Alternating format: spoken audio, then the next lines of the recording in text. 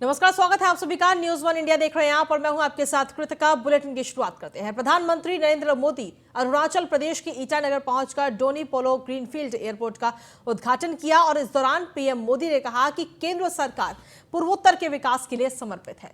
वहीं कांग्रेस पर तंज कसते हुए उन्होंने कहा कि अब अटकाने लटकाने और भटकाने का युग खत्म हो गया है। डोनी पोलो एयरपोर्ट का जिक्र करते हुए पीएम मोदी ने कहा कि हमने उसी काम का आज लोकार्पण किया जिसकी आधारशिला भी हमने ही रखी थी।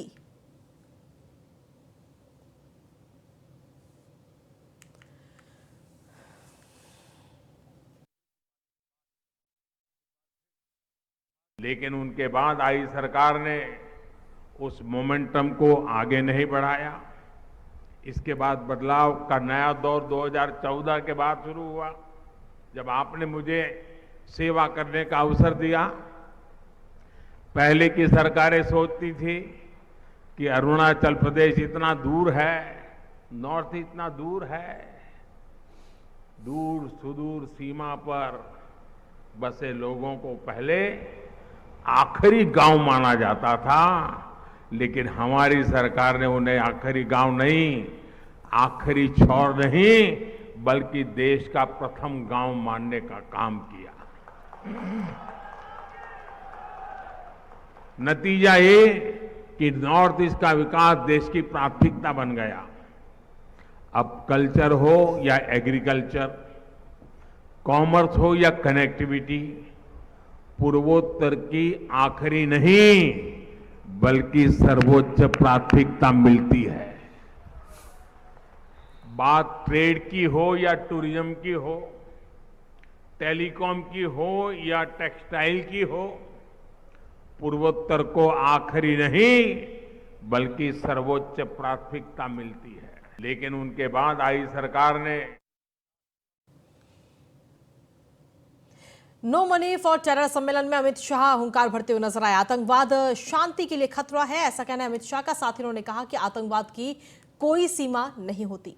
आतंकवाद विश्व शांति के लिए सबसे बड़ा नासूर है। टेरर फंडिंग पर कड़ी नजर और कार्रवाई भी जारी रहेगी। आतंकी घटनाओं में कमी आई है, ऐसा कहना है केंद्रीय गृह मंत्री अमित शाह का।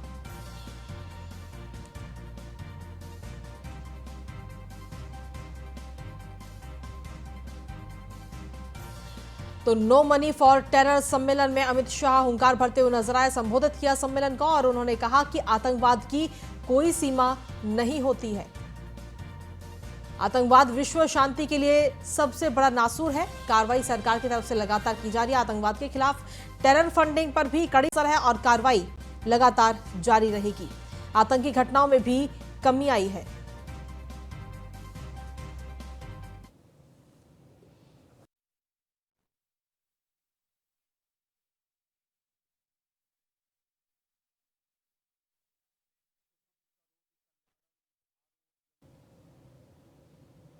नई दिल्ली से केंद्रीय गृह मंत्री Amit Shah no money for terror सम्मेलन में अमित शाह की हुंकार भरती हुई नजर आई, वो हमने आपको दिखाई। और इसी के साथ चलिए खबरों में आगे बढ़ेंगे। दिल्ली में एमसीडी चुनाव इस वक्त चरम पर है। सभी राजनीतिक पार्टियां दमखम के साथ अपनी तैयारी कर रही हैं और इसी कड़ी में न्यू अशोकनगर के वार्ड संख्या 190 के प्रत्याशी संजीव सिंह के कार्यालय का उद्घाटन किया गया।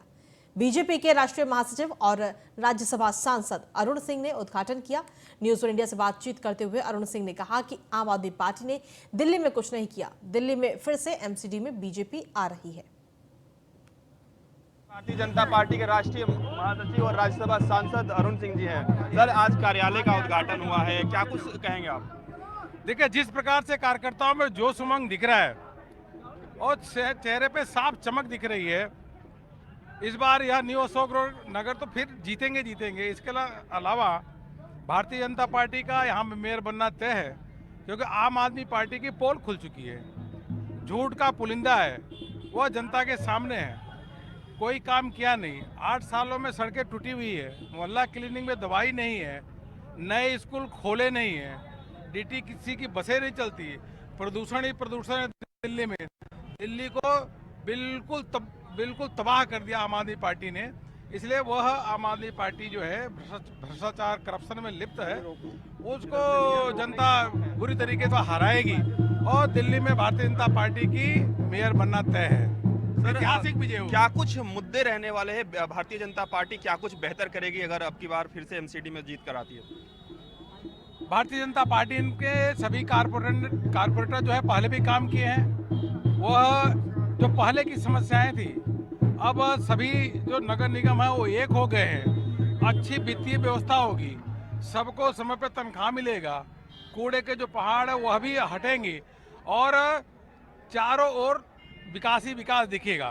सर, आखिरी सवाल रहेगा, दिल्ली सरकार के मंत्री सत्येंद्र जैन की एक वीडियो वायरल हो रही है। बताया जा रहा है कि वो तिहाड़ जेल की वीडियो है जिसमें वो मसाज कराते हुए नजर आ रहे हैं। क्या कुछ कहेंगे? मैंने कहा आम आदमी पार्टी के कथनी और करनी में बिल्कुल ही अंतर है। अब इस प्रकार से सत्येंद्र जैन जेल में आराम कर रहे हैं और पार्लर खुला हुआ है, और जब आम आदमी पार्टी का मुखिया ही इस प्रकार से काम करता है। अरविंद केजरीवाल जी यह बोल के आए थे कि हम एक छोटे से मकान में रहेंगे, अब 8 कमरे के मकान में रहते हैं, गाड़ी नहीं लेंगे, 4 से 5 गाड़ियां उनके पास आगे पीछे चलती है, सिक्योरिटी नहीं लेंगे, सिक्योरिटी भी इतनी उनके साथ घूमती है, तो जो तनख्वाह नहीं लेंगे, 2 गुनी 3 गुनी तनख्वाह कर दिया। जो आदमी सरेआम झूठ बोलता है, मैं तो कहूँ जितने भी मुख्यमंत्री हैं देश में, सबसे झूठ बोलने वाला है, सबसे यू टर्न लेने वाले हैं तो क्या अरविंद केजरीवाल जी है। धन्यवाद सर। तो ये थे हमारे साथ भारतीय जनता पार्टी के राष्ट्रीय महासचिव और राज्यसभा सांसद अरुण सिंह जी, जिनका साफ तौर पे कहना है कि जो सबसे ज्यादा कोई झूठ बोलता है तो वो दिल्ली के मुख्यमंत्री अरविंद केजरीवाल ही बोलते हैं। वीडियो सीमांशु के साथ पीयूष तिवारी, नई दिल्ली।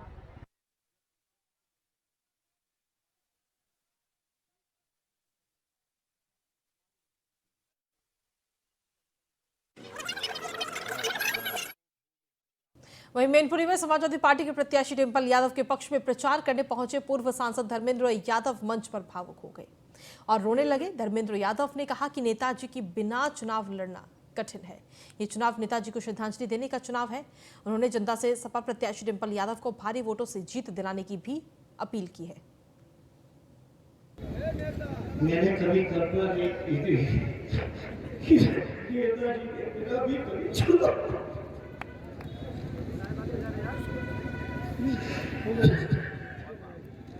नेताजी इसलिए जिन लोगों ने नेताजी के बाद के इस चुनाव को चुनौती देने की कोशिश की है, अपने वोट के माध्यम से इतना भरपूर जवाब दे देना, मुंहतोड़ जवाब दे देना कि कभी भी ये लोग नेताजी के नाम का ढोंग न कर पाए। ये मेरी आप सबसे अपील है, प्रार्थना है। जो लोग 2 दिन पहले श्रद्धांजलि दे रहे थे सभी में, वो आदमी डिंपल यादव जी के खिलाफ उम्मीदवार में घूम रहे। और मेरे मैनपुरी के क्रांतिकारी लोगों, आप बर्दाश्त कर लोगे इन बातों को? बताओ मेरे मैनपुरी के लोगों। भारतीय मजदूर संघ से संबद्ध सर्व हरियाणा ग्रामीण बैंक ऑफिसर्स ऑर्गेनाइजेशन और गुड़गांव ग्रामीण बैंक वर्कर्स ऑर्गेनाइजेशन के चीफ कोऑर्डिनेटर मुकेश जोशी ने सर्व हरियाणा ग्रामीण बैंक प्रबंधन की कार्यशैली पर कई गंभीर सवाल उठाए। उन्होंने प्रेस कॉन्फ्रेंस के दौरान सवाल उठाते हुए कहा कि जब बैंक घाटे में था तो फिर सर्व हरियाणा ग्रामीण बैंक प्रबंधन ने करीब 485 करोड़ रुपए का आयकर क्यों भरा? प्रबंधन के सामने ऐसी क्या मजबूरी थी कि करीब 650 करोड़ रुपए के घाटे को छिपाकर बैलेंस शीट को लगातार मुनाफे का बनवाया जाता रहा? भारत सरकार की ओर से नियुक्त किए गए सेंट्रल ऑडिटर की रिपोर्ट को बदल दिया गया, आखिर क्यों? मुकेश जोशी ने बैंक द्वारा अरबों रुपए के घोटाले की जांच सीबीआई जैसी किसी केंद्रीय एजेंसी से कराने की मांग की। इस अवसर पर मुख्य रूप से एनओबीडब्ल्यू के पूर्व उपाध्यक्ष अश्वनी राणा, कुलदीप शर्मा, देवराज मंगला, डीसी शर्मा, भारत भूषण इलाहाबादी मौजूद थे। उन्होंने आरोप लगाया कि सर्व हरियाणा ग्रामीण बैंक 2013 में अपनी स्थापना से ही भ्रष्टाचार का अड्डा बनी है। साल 2018-19 में इस बैंक ने सेंट्रल ऑडिट के लिए भारत सरकार की ओर से भेजे गए पैनल में से मार्क नामक फर्म को ऑडिटिंग के लिए लगाया। पोल खुल जाने के डर से बैंक प्रबंधन ने ऑडिटिंग फर्म को संबंधित कामात उपलब्ध नहीं करवाए। बैंक प्रबंधन ने इस रिपोर्ट को प्रकाशित करने की बजाय एक अन्य फर्म को निदेशक मंडल के माध्यम से अवैध तरीके से नियुक्त किया, ऑडिट करवाया, जबकि ऑडिट का कोई भी प्रावधान नहीं है। चीफ कोऑर्डिनेटर सर्व हरियाणा बैंक ऑफिसर ऑर्गेनाइजेशन और गुड़गांव ग्रामीण वर्कर ऑर्गेनाइजेशन, हम 2014 से लड़ाई लड़ रहे हैं। पहले बैंक गुड़गांव ग्रामीण बैंक और हरियाणा ग्रामीण 2 बैंक थे हरियाणा में। गलत तरीके से इसको गुड़गांव ग्रामीण बैंक को हरियाणा ग्रामीण बैंक में बना के पीएनबी की मैनेजमेंट दे दी। जब से ही भ्रष्टाचार हो रहा है, ये मोदी जी कह रहे हैं मैं भ्रष्टाचार मुक्त भारत बनाऊंगा। एक छोटा सा बैंक और इसका एक छोटा सा चेयरमैन एजीएम डीजीएम लेवल का ये कहता है नहीं, हम भारत को भ्रष्टाचार मुक्त नहीं बनने देंगे जी, मोदी जी कुछ भी कर लो। इसमें पिछले 7 साल में 485 करोड़ रुपया गलत तरीके से इनकम टैक्स भर दिया। 2019 में जब ऑडिटर आया उसने पकड़ लिया, भाई ये क्या हो रहा है यहाँ, मेरे को डॉक्यूमेंट्स, इन्होंने डॉक्यूमेंट्स नहीं दिए, उसने डिस्क्लेमर डाल दिया। डिस्क्लेमर डालने के बाद वो बैलेंस शीट पब्लिश नहीं की इन्होंने, ना गवर्नमेंट ऑफ इंडिया को। गलत तरीके से ऑडिटर ही चेंज कर लिया बोर्ड से करके। बोर्ड को भी और जो चेयरमैन था उनको अरेस्ट किया जाना चाहिए था। 650 करोड़ घाटे में बैंक होते हुए 485 करोड़ इनकम टैक्स भर दिया, जो कि बिल्कुल गलत है। एक बिल्डिंग बनाते हैं ये रोहतक में 25 करोड़ की, 25 करोड़ में 37,000 स्क्वायर फुट टेंडर निकलता है। 15 करोड़ में बनना था 52,000 स्क्वायर फुट, यानी बेसमेंट के साथ बेसमेंट खत्म कर दिया, बिल्डिंग छोटी कर दी, अमाउंट 15 से 25 कर दिया। ये मोरबी वाला हादसा होने वाला है। इसमें बिल्डिंग की 1 साल में छत गिर गई थी, ये कहते हैं छत नहीं गिरी। रुड़की की रिपोर्ट ये कहती है कि हमने ऐसे रिपेयर करो, ये रुड़की की रिपोर्ट है। ज्यादातर कॉलम में डाउटफुल लिखा हुआ, ये देखो रुड़की की रिपोर्ट है बिल्डिंग की। 7,000 रुपए स्क्वायर फीट बिल्डिंग में आप बाथरूम में किचन में सोने के टैप लगा सकते हो। ये बिल्डिंग 1 साल में ही गिर गई। इसका बहुत बुरा हाल है, जब से रिपेयर हो रही है और ये सभी को एक दूसरे को बचा रहे हैं। चाहे वो प्रमोशन हो, प्रमोशन में क्या हुआ, इन्होंने गलत प्रमोशन कर दिया। प्रमोशन करने के बाद हमने कंप्लेंट लगाई, इन्होंने कहा कि 40% मार्क्स इंटू में जरूरी है। मोदी जी ने कहा था इंटू खत्म कर रहे हैं, मेरिट से लेंगे, इन्होंने कहा नहीं ये जरूरी है, तो इन्होंने कर दिए। करने के बाद गवर्नमेंट ने कह दिया गलत कर दिया, इंडिया ने कह दिया। इन्होंने क्या किया, वो बदल दी, बोर्ड मिनट्स ही चेंज कर दी। बोर्ड मिनट्स 18 तारीख में कुछ कह रहे हैं, 21 में कुछ कह रहे हैं, पहले कह रहे हैं मॉडिफिकेशन नहीं करेंगे, 18 में कर दिया। वहीं बाराबंकी के जंगल में साड़ी से लटकता हुआ अज्ञात शख्स का शव मिला है। पेड़ पर शव को लटकता देख लोगों के होश उड़ गए। पुलिस को इसकी जानकारी दी गई। आनन फानन में मौके पर पहुंची पुलिस और शुरू की शव की शिनाख्त न होने के बाद पुलिस ने शव को पोस्टमार्टम के लिए भेज दिया है। मौके पर पहुंचे हैं एएसपी ने कहा कि रिपोर्ट के बाद कार्रवाई होगी। नगर कोतवाली क्षेत्र में सैनिक स्कूल के सामने जंगल की ये पूरी घटना अब तक पहुंचा रहे हैं। तो बाराबंकी में ये शव लटकता हुआ मिला है। बाराबंकी के जंगल में साड़ी से लटकता हुआ अज्ञात शख्स का शव मिला है। पेड़ पर शव को लटकता देख लोगों के होश उड़ गए, जिसके बाद में इसकी जानकारी पुलिस को दी गई। आनन फानन में पुलिस वहां मौके पर पहुंची और शव की शिनाख्त की गई, जिसके बाद शव को पोस्टमार्टम के लिए भेजा गया।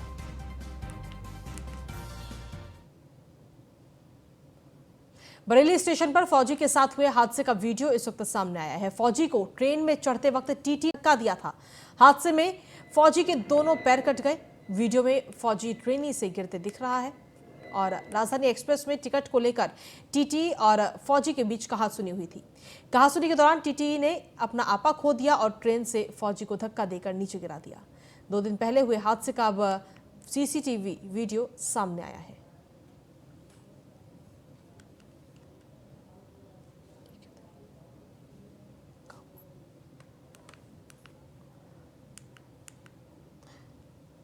तो आपको बता दें कि कहासुनी के बाद में टीटी ने फौजी को धक्का दिया था, जिसके बाद में इस हादसे में फौजी के दोनों पैर कट गए और काफ़ी चोटें भी फौजी को आई हैं। 2 दिन पहले ये पूरी घटना सामने आई थी, जिसके बाद में अब इसका सीसीटीवी फुटेज भी सामने आ गया है। ट्रेन से फौजी को धक्का देने वाला वीडियो अब सामने आ चुका है। कहासुनी के बाद टीटी ने फौजी को ट्रेन से धक्का दिया था और वीडियो में ट्रेन से गिरते दिख रहा है ये फौजी।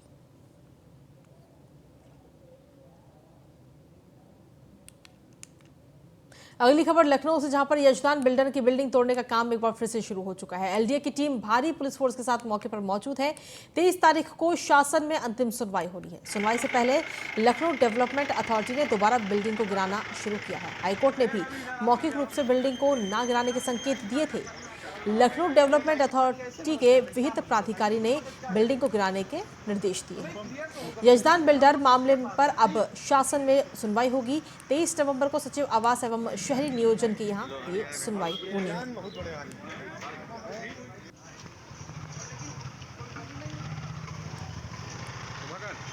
आधा लोग ना वो उस साइड का रुकवा जाए। अच्छा मुजफ्फरनगर में विक्रम सिंह सैनी को हाईकोर्ट से बड़ी राहत मिली है। हाईकोर्ट से विक्रम सैनी को नियमित तौर पर जमानत मिल गई है। सजा पर रोक लगाने जाने के मामले में अब सोमवार को सुनवाई होगी और कोर्ट ने सजा पर रोक लगा दी है। अब कोर्ट ने अगर सजा पर रोक लगाई तो खतौली उपचुनाव रुक सकता है। जस्टिस समित गोपाल की सिंगल बेंच ने यह आदेश दिया है। अभी पक्की जमानत हुई है और अब अगला स्टेप क्या रहेगा आपको? 21 तारीख लगी है सुनवाई की। 21 तारीख के बाद होगा जो कुछ होगा। चुनाव के लिए रोकने के लिए कोई याचिका भी डाल रहे हैं? वो बाद में होगा ना, हाई कोर्ट के फैसले के बाद। अच्छा, किस तरह की यहाँ पे फाइट कैसे चल रही है आपकी? बढ़िया चल रही है एक तरफ। तो विक्रम सैनी को हाईकोर्ट से बड़ी राहत मिली है। हाईकोर्ट से विक्रम सैनी को नियमित तौर पर अब जमानत मिल चुकी है और उनकी सजा पर रोक लगाए जाने के मामले में अब सोमवार को सुनवाई होगी। अब अगर ऐसे में उनकी सजा पर रोक लगा दी जाती है तो खतौली उपचुनाव रुक सकता है।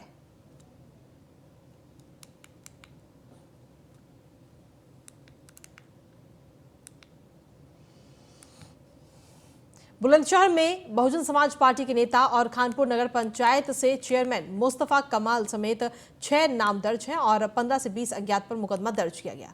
बता दें कि चौहान बस्ती से पड़े मटेरियल को नगर पालिका की गाड़ी से भरकर ले जाने की कोशिश करने और विरोध करने पर लोगों को जान से मारने की धमकी देने के आरोप में ये कार्रवाई की गई है। अधिक जानकारी के साथ संवाददाता अशोक कुमार जुड़ गए फोनलाइन पर। अशोक, क्या कुछ ताजा अपडेट इस पूरे मामले को लेकर आपके पास?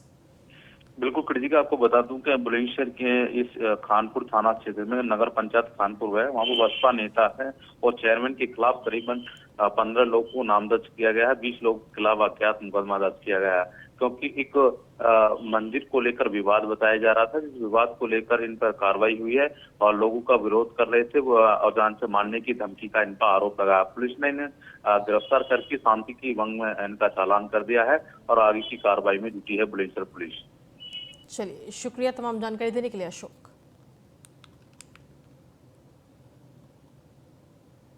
गाजियाबाद में एक हैरान करने वाला मामला इस वक्त सामने आया, जहां एक 15 साल की नाबालिग बच्ची ने 3 युवक और एक युवती पर गैंगरेप का आरोप लगाया। पीड़ित नाबालिग बच्ची का आरोप है कि उसके साथ पहले 2 किशोर युवकों ने मिलकर बीते 8 नवंबर को गैंगरेप किया, जिसका वीडियो वहां मौजूद एक उनकी बहन ने बनाया और फिर उस वीडियो के जरिए पीड़िता को ब्लैकमेल कर गाजियाबाद के मेहरौली गांव के रहने वाले एक युवक के साथ जबरदस्ती रेप करवाया। पीड़िता ने जब ये घटना अपने परिवार वालों को बताई तो परिवार वालों ने इसकी सूचना पुलिस को दी, जिसके बाद पुलिस ने मेहरौली गांव के एक आरोपी को गिरफ्तार कर उसे जेल भेज दिया है। 3 जनों ने जबरदस्ती करी है। क्या हुआ था? मैं अपने कमरे में आराम से लेटी थी तो शिवम नाम का लड़का और शिवांशु नाम का लड़का, शिवांशु वीडियो बनाने लगा और शिवम आके मेरे साथ वो जबरदस्ती करने लगा। फिर मुझे वीडियो की धमकी देके मेरे साथ बार बार वो सारे गलत काम करने लगा और सोमवार को 8 बजे मुझे प्रशांत ने कहा कि सुबह 8 बजे आके मिल, पर मैं गई नहीं, मैं अपने स्कूल चली गई थी।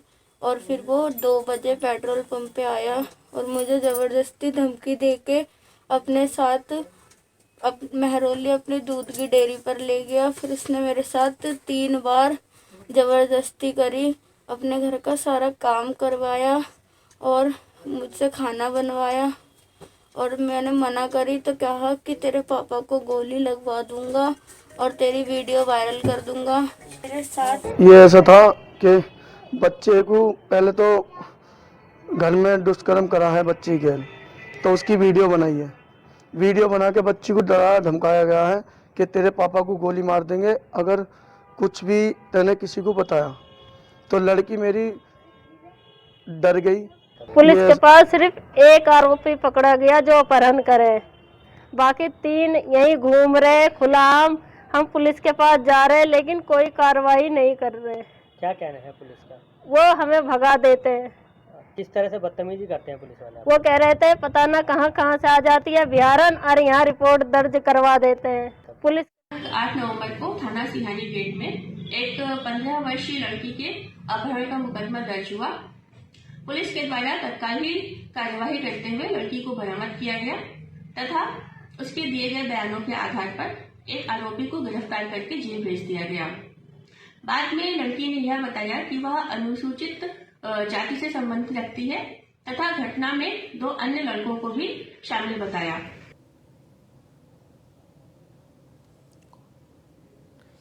अधिक जानकारी के साथ जितेंद्र शर्मा हमारे संवाददाता जुड़ गए। जितेंद्र, क्या कुछ ताजा अपडेट है इस पूरे मामले को लेकर आपके पास? जी बिल्कुल, देखिए जिस तरह से महिला से हमारी बात हुई और उनकी एफआईआर की कॉपी हमने चेक की। महिला ने आरोप लगाया है, जो पीड़ित नाबालिग है उसकी मां ने आरोप लगाया कि उसकी बेटी के साथ गैंगरेप हुआ है, लेकिन पुलिस ने इस पूरे मामले में बड़ी ही जो एक तरह से कह सकते हैं या तो लापरवाही है या फिर कुछ ऐसी चीजें रही है जिसको लेकर रेप के संगीन धाराओं में मुकदमा दर्ज नहीं किया है। उन्होंने सिर्फ किडनैपिंग के नाम पर मुकदमा दर्ज किया जो कि सवालों के घेरे में है। इसके अलावा अगर पीड़ित परिवार की बात करें तो वो काफी ही एक बार कहा जा सकता है वो उनको इस तरह की नॉलेज नहीं है कि मुकदमा किस तरह से लिखे जाने होते हैं। तमाम ऐसी चीजें जिसके चलते वो लगातार प्रशासनिक चक्रों के दफ्तरों के चक्कर काट रहे हैं कि उनको न्याय दिलाया जाए, लेकिन पुलिस है कि जिन लोगों के वो नाम बाकायदा ले रहे हैं उन लोगों पर ध्यान नहीं दे रही है और वो लोग उनको लगातार जो है धमकियां दे रहे हैं। इस तरह की बातें अब तक सामने आ रही है। और इसके अलावा अगर हम बात करें आलोक दुबे जो कि गाजियाबाद के सीओ सेकंड हैं, उनसे हमने बात करने की कोशिश की तो उसमें आप बाइट में देख सकते हैं कि उन्होंने जिसका नाम लिया है कि इन्होंने रेप किया या फिर ये तमाम चीजें हैं, उसमें भी रेप जैसी कोई संगीन बातें नहीं कही हैं। तो कहीं ना कहीं इस पूरे मामले में पुलिस की जो कार्य प्रणाली है उस पर सवाल खड़े हो रहे हैं। जी चलिए, शुक्रिया तमाम जानकारी देने के लिए। तो महिला समेत 4 लोगों पर नाबालिग पर गैंगरेप का यह आरोप इस वक्त लगाया गया। हालांकि इस पूरे मामले में पुलिस ने अभी तक एक आरोपी को गिरफ्तार कर लिया है और देखना होगा कि बाकी और आरोपियों को कब तक गिरफ्तार किया जाता है।